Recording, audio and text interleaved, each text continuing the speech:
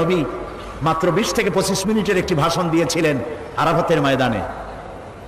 জীবনের শেষ ভাষণ, ঐতিহাসিক ভাষণ, বিশ্ব নবীর বিশ্ব সেরা ভাষণ, মাস্টার স্পিচ। কিয়ামত পর্যন্ত এই ধরনের ভাষণ পৃথিবীর কোন নেতা দিতে পারে নাই, পারবেও না। সেই ভাষণে তিনি সব থেকে গুরুত্বপূর্ণ পয়েন্টগুলি তুলে ধরেছিলেন। ভুলে যান নাই তিনি তখন বিশ্বনবী হিসাবে নারী জাতির কথা তিনি বলেছিলেন, তোমরা কালেমাকে সাক্ষী রেখে পরের একটি মেয়েকে নিজের জন্য হালাল করেছ, নারীদের উপরে কোনো অত্যাচার করবে না, তুমি যা খাবে তাদেরকে তাই খাওয়াবে, তোমরা যা পড়বে তাদেরকে তাই পড়াবে। নারী আর পুরুষ স্বামী স্ত্রীর সমান অধিকার, এ বক্তব্য ইসলাম দিয়েছে, পাশ্চাত্য দিতে পারেনি। কাজে যে কারণে মধ্যযুগীয় ইউরোপে ধর্মনিরপেক্ষতার প্রয়োজন ছিল, মুসলিম জনগোষ্ঠীর জন্য সে কারণে ধর্মনিরপেক্ষতার কোনো প্রয়োজন নাই।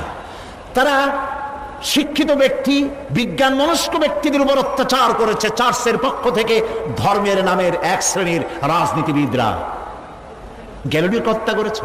জ্ঞান বিজ্ঞানে যারা শিখতে চেয়েছে তাদেরকে মারধর করেছে, নিরুৎসাহিত করেছে, যে কারণে সেখানে ধর্মনিরপেক্ষ মতবাদের বিজয় হয়েছে।